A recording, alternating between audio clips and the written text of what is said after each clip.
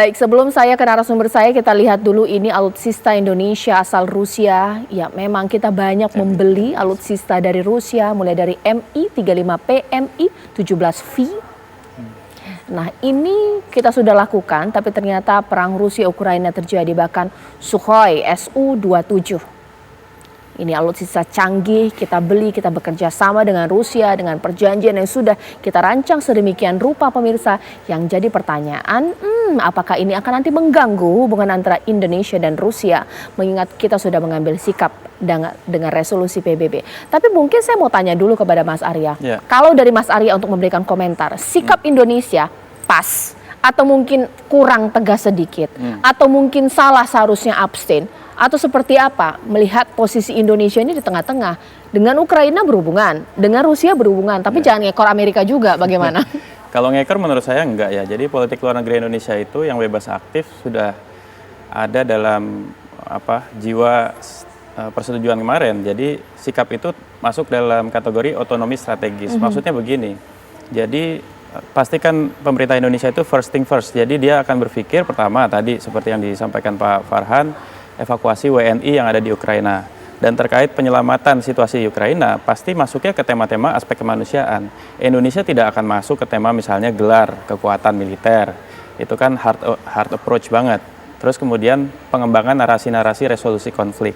Misalnya bagaimana menuju situasi yang lebih damai. Situasi yang lebih damai ini kan nanti tahap berikutnya di mana kedua pihak pasti akan berbagi kepentingan. Misalnya tadi sering kita dengar bagaimana pilihan untuk masuk ke NATO itu harus diurungkan oleh Ukraina untuk menghilangkan apa yang tadi Prof. Makarim sebut sebagai sense of insecurity, kan, perception of threat gitu, mengurangi persepsi ancaman di negara-negara yang berbatasan yang diharapkan oleh Rusia sebagai penyangga.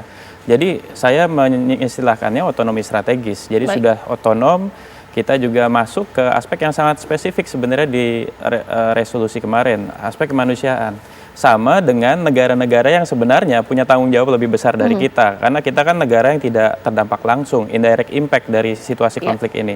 Negara-negara yang terdampak langsung saja tidak ada yang memutuskan sebuah pendekatan yang sifatnya military focus approach gitu. Misalnya negara seperti negara-negara NATO, mereka mengecam, mereka mengeluarkan instrumen sanksi ekonomi, Amerika Serikat mengeluarkan sanksi ekonomi, tapi kan tidak ada sebuah putusan misalnya gelar kekuatan militer dan seterusnya. Negara-negara yang berbatasan langsung saja tidak ada. Jadi saya kira menurut saya pemerintah Indonesia sudah pasti tadi seperti saya sebut di awal, instrumen diplomatiknya sangat banyak dan ini salah satu bagian saja gitu. Mungkin saya kembali ke Mas Farhan. Kalau publik kan tahunya kan politik permukaan, Mas Farhan. Kita tahu bahwa sudah ada sikap, kita tahu juga kita membeli beberapa alutsista di sana. Nah, jadi pertanyaan ini gimana ini? Apakah nanti akan mengganggu hubungan kita dengan dua negara tersebut? Ukraina juga berhubungan, dengan Rusia juga berhubungan. Ini bagaimana? Mas Farhan, audionya masih belum terdengar? Baik. Baik, ini tampaknya belum tersambung ya, Mas Farhan. Oke, saya mungkin akan perbaiki komunikasi saya dengan Mas Farhan, tapi sebelumnya saya ke Prof. Prof, karena ini sudah terjadi ya Prof. Kalau saran dari Anda, hemat Anda, lantas apa yang harus dilakukan oleh pemerintah Indonesia? Mengingat publik kita sudah terbelah, Indonesia atau masyarakat Indonesia juga tidak tahu apa yang ada di bayangan Rusia melihat kita dengan sikap yang kita ambil di PBB, seperti apa? Ya, pertama jangan pernah capek untuk supaya ada perdamaian. Jangan pernah capek dan jangan pernah merasa bahwa ini kita tidak bisa melakukan apapun. Kita tahu bahwa nasi sudah menjadi bubur, tapi ada 3 hal yang penting. Pertama, kepentingan kita di Rusia. Tadi kalau misalnya Mas Farhan bilang bahwa itu udah aman, saya masih ragu. Karena apa? Jangan sampai pemerintahnya tidak ada masalah dengan warga negara kita, tapi di level warga negara Rusia terhadap warga negara kita, ini yang bermasalah.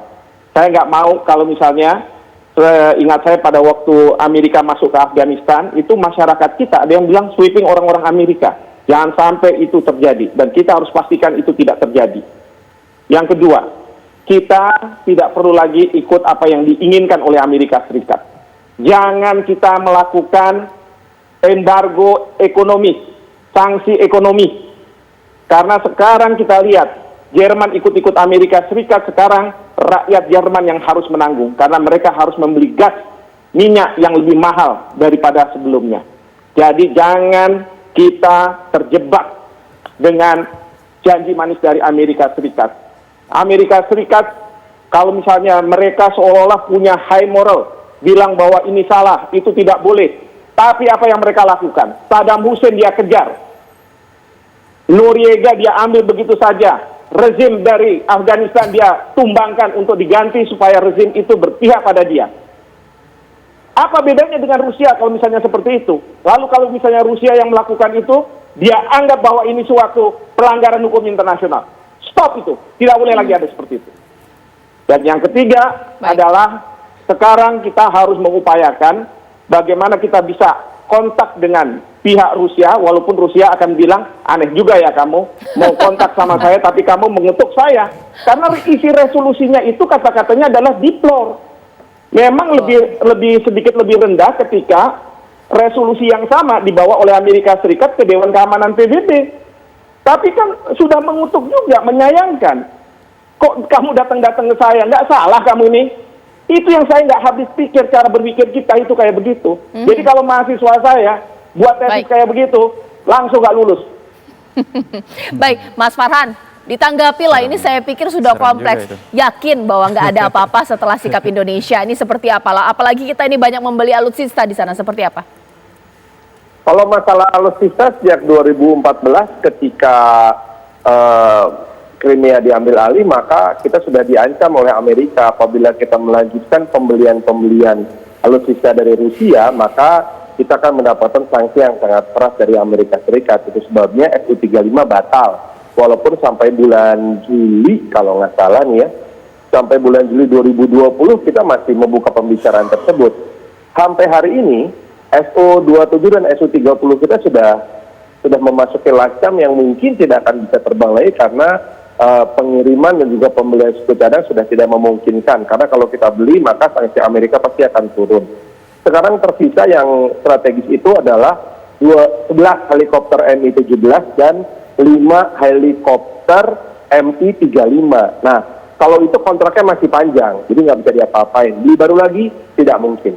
Nah, jadi artinya apa? Memang sikap keras seperti Prof. Vicky ini terdengar sangat patriotik gitu, keren banget gitu. Tetapi bagaimanapun juga ada pragmatisme dalam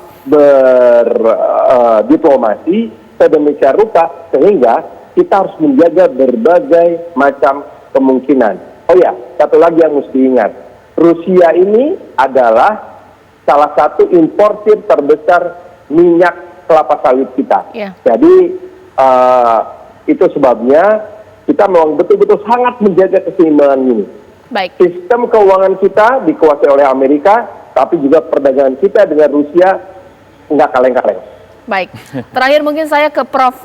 Makarim. Prof, sebenarnya apa saran mungkin dari Prof ini untuk kita bersikap mengingat, tapi memang nasi sudah menjadi bubur, sudah mengambil sikap di sidang PBB, tapi mengingat bahwa kita juga punya apa ya ibaratnya ya, hal yang kita harus lakukan adalah menciptakan perdamaian, tapi ya jangan memihak juga, sementara di masyarakat ini sudah terbelah, pro Rusia, pro Ukraina, seperti apa Prof? Kalau kita dengan seksama melihat ya, kondisi konflik yang ada di Ukraina dan Rusia, kan masih belum ada tanda-tanda akan berakhir dalam waktu singkat ya. Memang ada perjanjian yang sudah dilakukan antara Rusia dan Ukraina ya, tetapi belum mencapai titik final ya. Jadi masih ada berbagai ketegangan, masih ada persoalan-persoalan konflik yang masih ada di lapangan.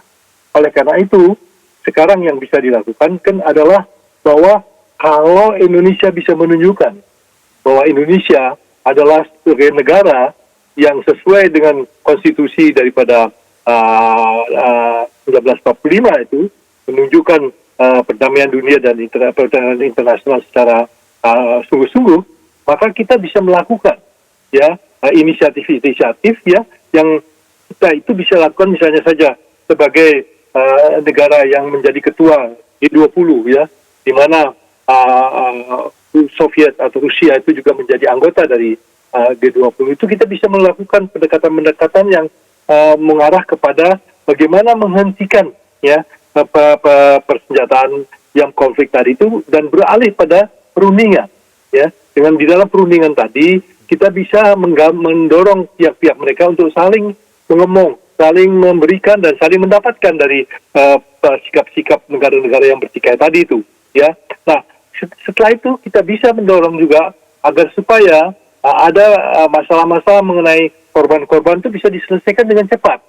Ya, karena korban ini sudah ada di pihak Ukraina, tetapi juga ada korban-korban yang dari pihak Rusia. Ya, jadi oleh karena itu sekarang paling baik adalah tunjukkan bahwa Indonesia aktif ya di dalam usaha untuk mencapai perdamaian ataupun cara-cara menyelesaikan perselisihan antara Ukraina dan Rusia tadi. Ya. Baik, terima kasih Prof. Makarim. Terima kasih juga kepada Prof. Hikmahanto, Mas Farhan, bahkan juga Mas Arya Sandiuda. Meskipun memang rumit pemirsa ini ketika kita posisi Indonesia terhadap internasional atau mungkin perang yang terjadi antara Rusia dan Ukraina.